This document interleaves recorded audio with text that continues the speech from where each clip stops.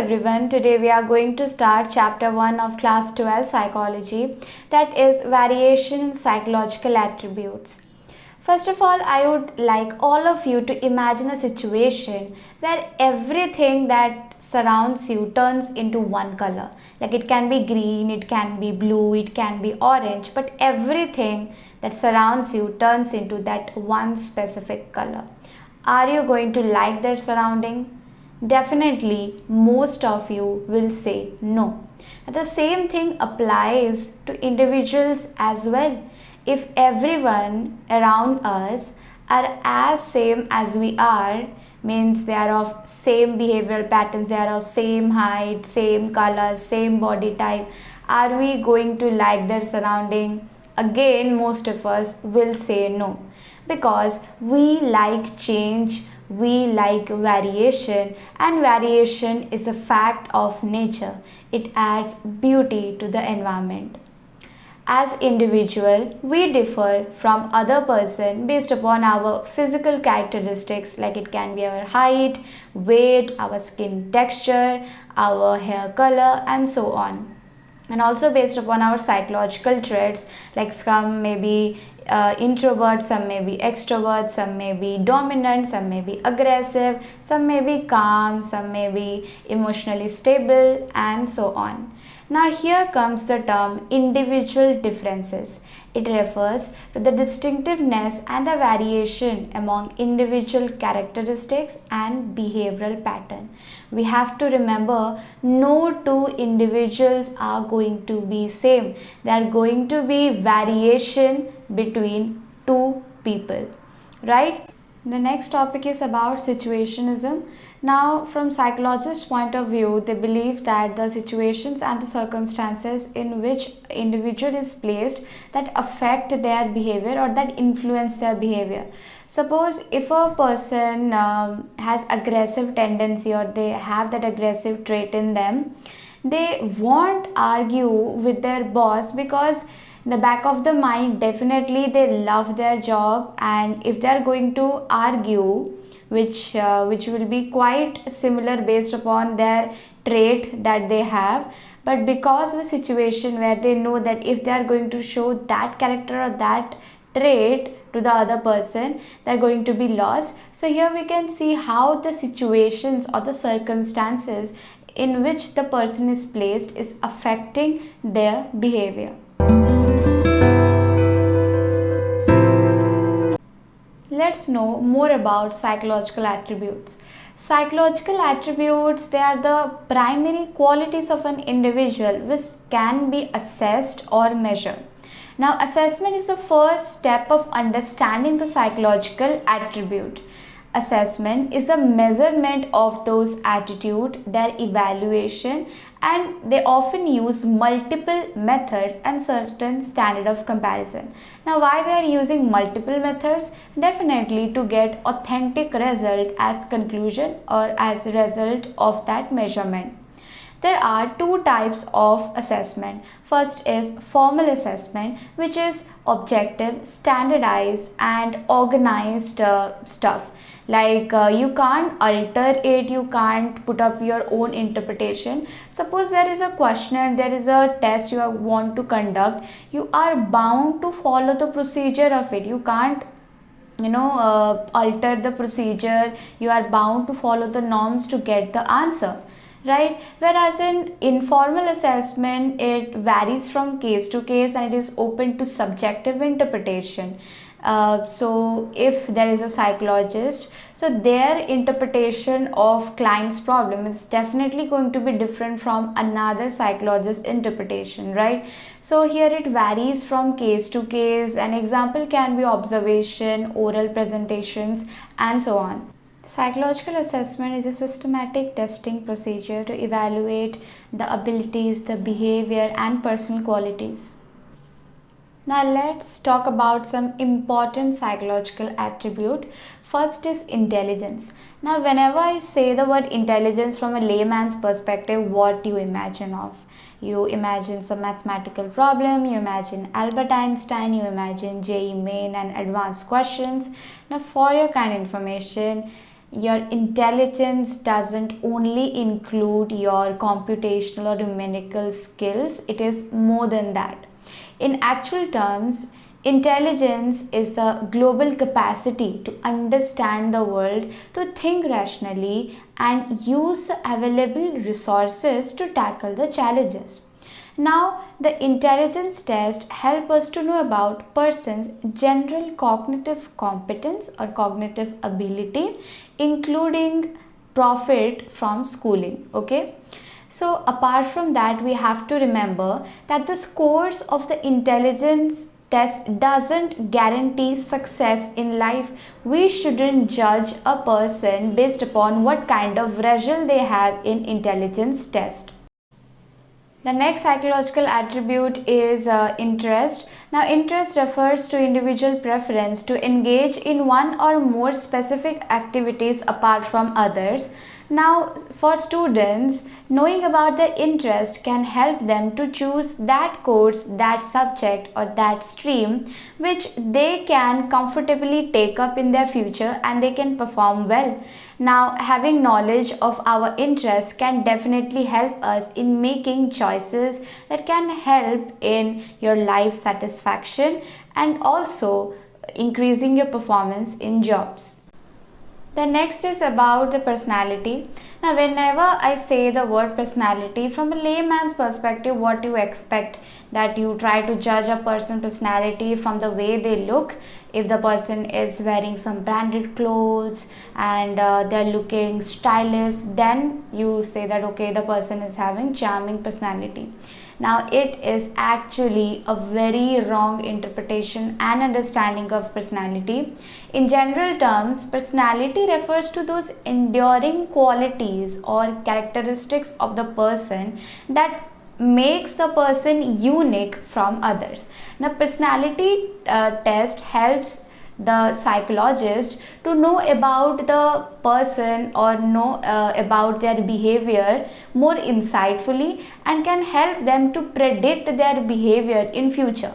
So if a person is empathetic in nature, definitely whenever the person will come across a situation where a lot of people have lost their life or a lot of people have lost their houses in a flood, definitely the person is going to be helpful to them because the person is empathetic in nature. So in this way, it helps to predict the person's behavior in the future.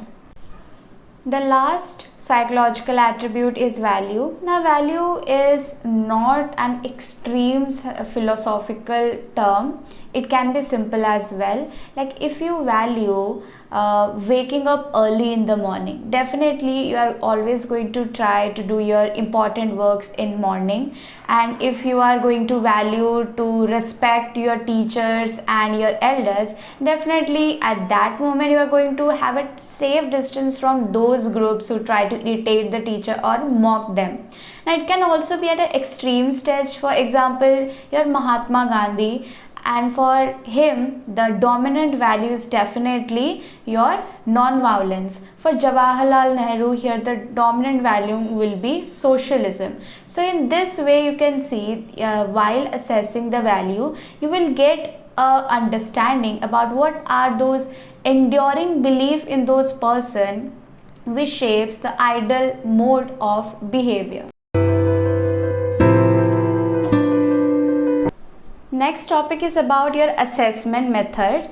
The first point is about your psychological test. So these are the objective and standardized procedure to know about the individual's mental and psychological characteristics. Now, this psychological test is actually used in clinical diagnosis, personal selection, placement, training, and so on.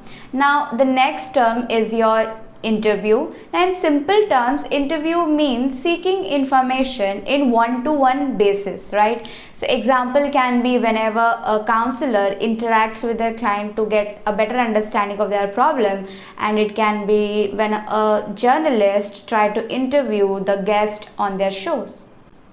The next topic is about your case study. Now, case study means an in-depth study of the person and their psychological attributes. Means to know about what are their intelligence, their values, their personality, their aptitude, and so on, and also their psychological history. That means to know about what were the major events in their life and how their response influenced their present behavior in the context of their psychosocial and physical environment. Now, this method is widely used by clinical psychologists. Now, why? Because clinical psychologists, they require to have a holistic and insightful data about the client in order to choose the proper method to treat them. Okay, the data which are generated for the case study includes your interview, questionnaire, psychological test, observation, and so on. Then is your observation. Now, observation means employing a systematic, organized, and objective method to record the behavioral phenomena naturally in real time. That means you are not making up any setup and telling the person to behave in that certain way. You are actually observing the natural behavior of the other person. Okay, so actually there are certain problems of this method which needs to be tackled. First is your subjective interpretation, or in simple terms you can say observer's biasness, right? So if the task is to observe how the people behave in a marketplace, so if the observer is biased towards men, so definitely the person is going to only record the behavior of the men, and there in that way the result is going to be polluted. Okay, so the other problem is you're having low control over the situation. Since it is a natural situation, you are not making up any whole of a Sarojini Nagar in front of that to observe behavior of someone. So definitely you have a low control of the situation. Because of that reason also the results can be polluted, the result can't be authentic in nature. The last one is your self-report. Now, self-report means it is a method where the person give factual information about themselves, about their ideas, their beliefs that they hold. Now, how the data we collect? Now, the data are collected by using questionnaires. So, suppose there is a piece of paper and there are a lot of questions written in there, and you are given to answer the questions whether it is true or false for according to you. Definitely in that way you are giving factual information about yourself, about your beliefs, and about your ideas. Same manner goes to your interview schedule, where you are answering the questions to the interviewee. And third is your personal diary, where you are writing about your feelings, your events, your beliefs. Next topic is about theories of intelligence. So first of all, let's get a brief understanding about what psychometric approach and information processing approach means. So psychometric approach sees intelligence as an aggregate of abilities. That means if the abilities are like those small pebbles and they are collected in a large pot, that large pot actually constitute what we call as intelligence. Okay, now from information processing approach, they focus on the process that a person use in intellectual reasoning and in problem solving procedure. Okay, now whenever it comes to evaluate or measures an individual performance, the psychometric approach sees that as a single index of cognitive abilities. That means there is no bifurcation, they try to just combine it as single index of cognitive ability. Whereas your information processing approach, they more concentrate on how an intelligent person behavior, means they focus on the procedures or the process which are included in that. Now for example, your psychometric approach theories are your unifactor theory or one factor theory, then is two factor theory, then is your hierarchical model, then is structure of intellect model, and the theory of primary mental ability. Whereas in case of information processing approach, there are two, that is your triarchic theory and then is your PASS model. So let's start from the psychometric approach theories of intelligence. First is your unifactor theory or one factor theory. So Alfred Binet was the first psychologist who formally worked on intelligence in specific. So he proposed this theory. It is quite simple because it is aroused from his interest that how a more intelligent person is different from less intelligent person. So according to him, intelligence is one similar set of abilities which can be used for any or every problem, right? So there was no classification, there was no bifurcation. So he tried to just mention it as one single or similar set of abilities. Next comes your two factors theory. So Charles Spearman in 1927, he used a statistical method called as factor analysis to derive this theory.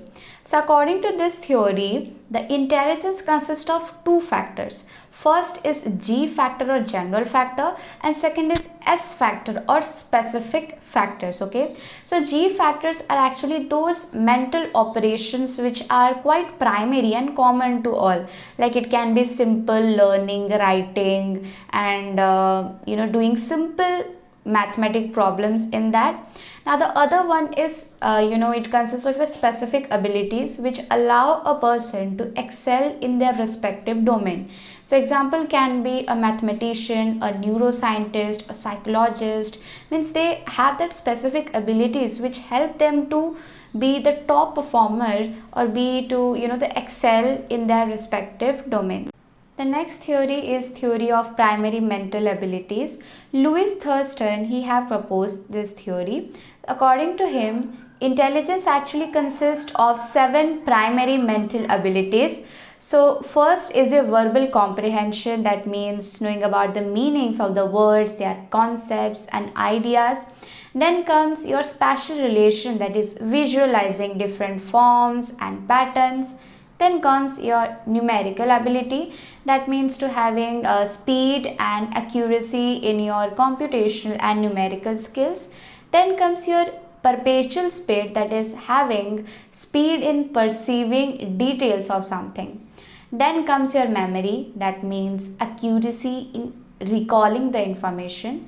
Then comes your inductive reasoning, that means to derive general rules from presented facts. Now if you are a class 12 student, as you have already read in class 11, that there is deductive and inductive reasoning. Now you may ask why inductive reasoning is there, why deductive reasoning is not there? Because from childhood what we first develop is inductive reasoning, because we try to make general rules from the presented facts. For example, if a small child is told by their parents that don't talk to strangers, treason may be harmful and this, so they try to make a general rule out of it that I don't need to talk with the strangers, and they are going to follow it for a specific period of time or for a long run. Then is word fluency, that means using the words fluently and flexibly to express oneself. Now I'm going to give you one tip to remember all this. Now you can use mnemonics. Okay, so the mnemonics can be SPIN MVW. Okay, that is SPIN means SPIN VMW. In this way you can remember all these 7 primary mental abilities.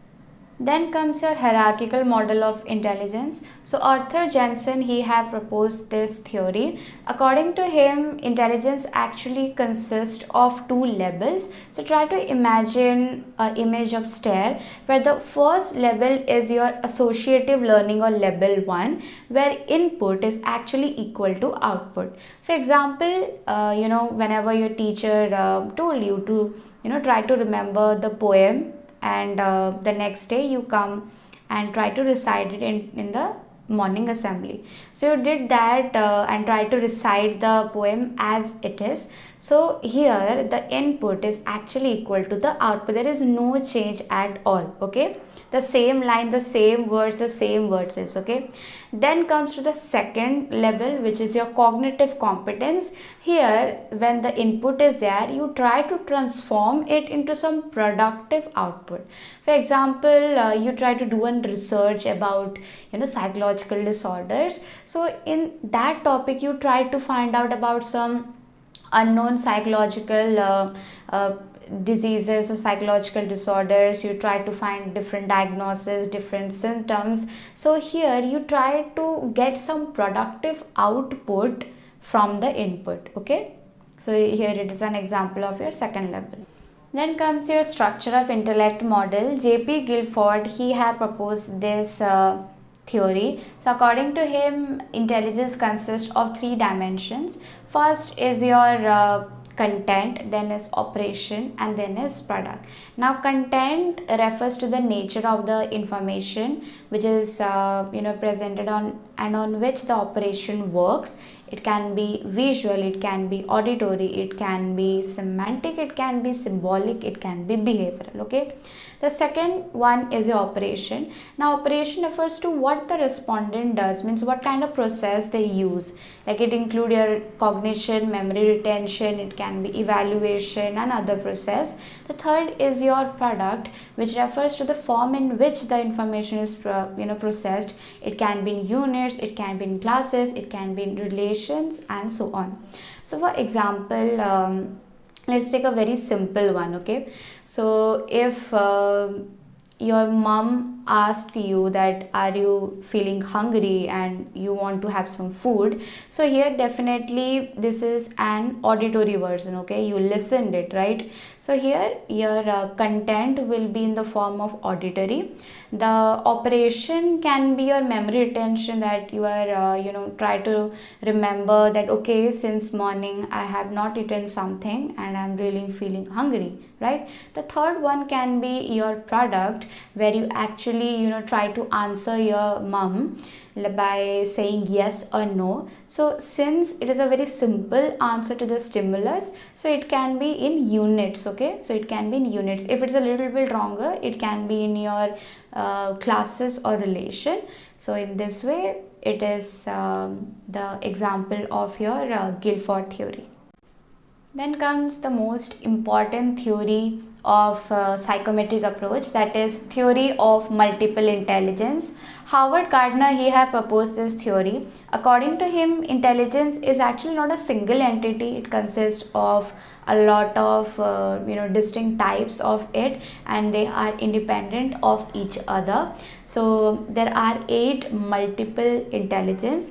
First is your linguistic intelligence, where the person has the ability to use the language or the words fluently and flexibly to express their thoughts and to understand others. Okay, example can be your writers, novelists, content creators, and a lot more. Then the second one comes your logical intelligence, where the person has the ability to think rationally and critically and logically. So the example can be your scientists, physicists, mathematician, and Nobel Prize winners. The third comes your spatial intelligence, where the person has an ability to form, use, and transform mental images. Example can be your pilots, architects, and so on. The fourth one is your musical intelligence, where the person has the ability to create and form and manipulate different kind of musical patterns. Example can be your lyricist, musical directors, and singers. Fifth one is your bodily kinesthetic intelligence. That means the ability to use your whole body or portions of it for construct, to display or solve different kind of problems. Example can be your athletes, your gymnasts, your actors, and a lot more. Then comes your interpersonal intelligence. So here the person has the ability to understand the motives, the feelings, the behavior of the other, to form a comfortable bond with them. The person who are high on this can be your counselors, psychologists, social workers. The next one is your intrapersonal intelligence, where the person helps to the person has the knowledge about their weaknesses, their strength, and they actually use that knowledge to relate to others. So the philosophers and your spiritual leaders, they are high on this. Then last but not the least is your naturalistic intelligence, where the person have awareness about their relationship with the natural world. Means you can say they're keen observers of the nature. They understand what kind of relationship they have with them. Now example can be a zoologist, botanist, hunters and farmers. These are the examples.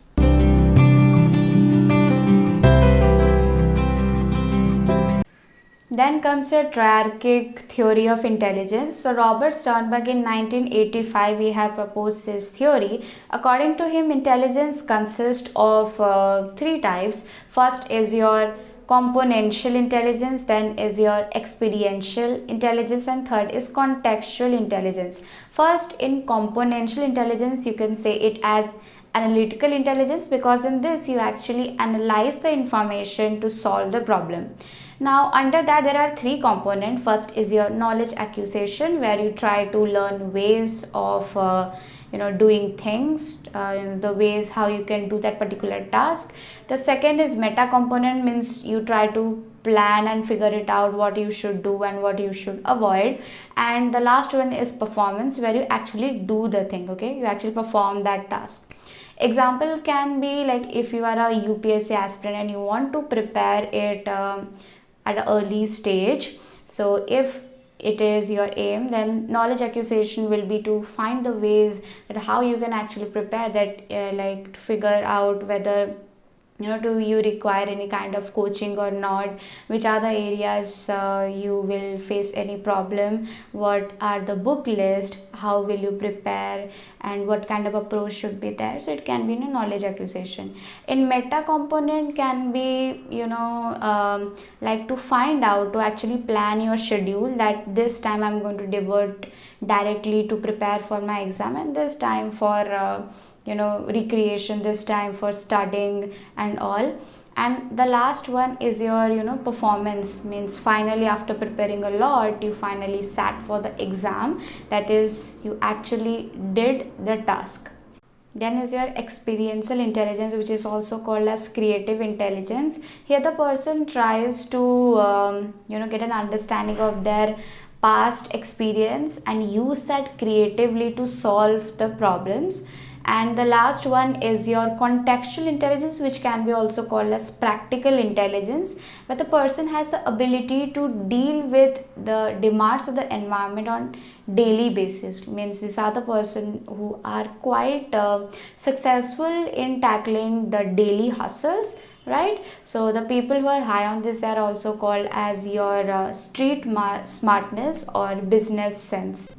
The next topic is about the PASS model. So JP Das, Jack Naglieri and your Kirby, they have developed this theory. So according to them, it kind of involves the interdependent functioning of three neurological systems, which is called as functional units of the brain.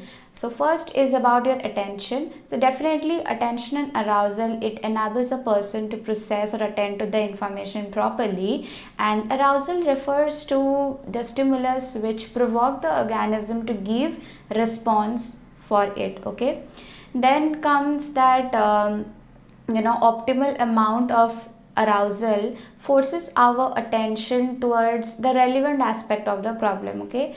So for example, your teacher told you that next Monday you are having an examination, and if you are going to school less, then I am going to refer your name to the principal, and then you are going to have a coffee with principal episode there. So definitely here, if there is an optimal amount of arousal in you, definitely it will help you to focus your attention on the relevant aspect of the problem. Now what is the relevant aspect of the problem here? It is that you are not prepared, and you have to prepare for it to escape from the scolding and those threatenings, okay. Then is if there is too much or too little of arousal, it may interfere with the attention. That means if there is too much of arousal, means if you are too fearful about it, then you may actually give up at starting, okay. And if it is too little of arousal, that you may feel that okay, it is kind of easy, I can you become overconfident about your abilities, right.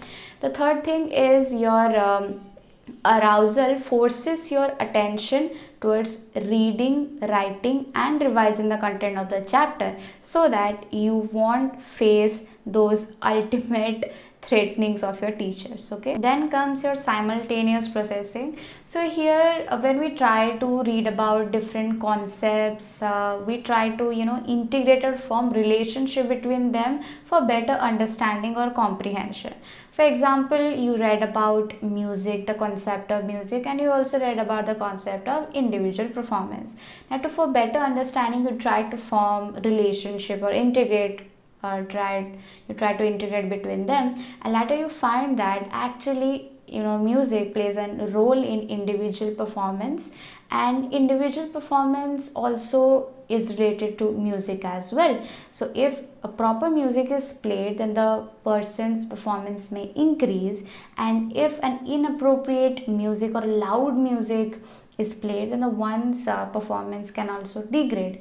Okay, so in that manner you try to form relationship between different concepts for better understanding. Then comes your successive processing. Here it applies when we try to remember all the things serially. That means the recall of one leads to the recall of another. Example can be learning of alphabet, digits, multiplication tables. So if you are going to remember that 2 2s are 1, then automatically remember, okay, the next one is 2 2s are 4. Okay, so in that manner when you try to learn the alphabets at A, then B, then C and D, so try to remember it serially. It is not that after A you are trying to remember, okay, after A there is E. It's not like that, right? So after all this, there is planning, where you try to figure out the possible course of action, you implement it, and you try to evaluate its effectiveness. And if for some reason it is not up to the mark, you are trying to modify it as well. So same situation, you try to prepare for the test by using teacher's note, by your own notes and book, reference book and all. And if for some reason you actually scored less, you try to modify your plans, like you use some visual charts, some graphs, and some YouTube videos like mine. I know I'm not promoting, but I'm just saying. So you try to modify it, and in that way you did your task. So last topic of the video, which is cognitive assessment system. So here Das and Nagleri, they have developed this battery of test. Now from battery doesn't mean that the battery you use in a remote. From battery I mean it is a series of tests. Now it includes both verbal and non-verbal test, and like it tries to measure the basic cognitive functions independent of schooling. So if for some reason you are not able to attend your primary schooling or complete it, you are also eligible to take up this test, because it doesn't include any kind of content which is related to your schooling. Okay, now it is also not meant for all. It is meant for those individuals which are between 5 and 18 years of age, and results of this test can also be used to treat the children having learning issues or learning problem.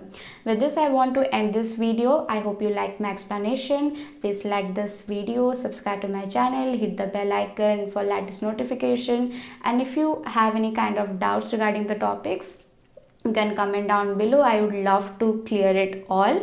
You can join my Telegram channel for all those PDFs of the notes or different chapters, and also I will link down the handwritten notes in the description box. So with this, thank you and have a great day.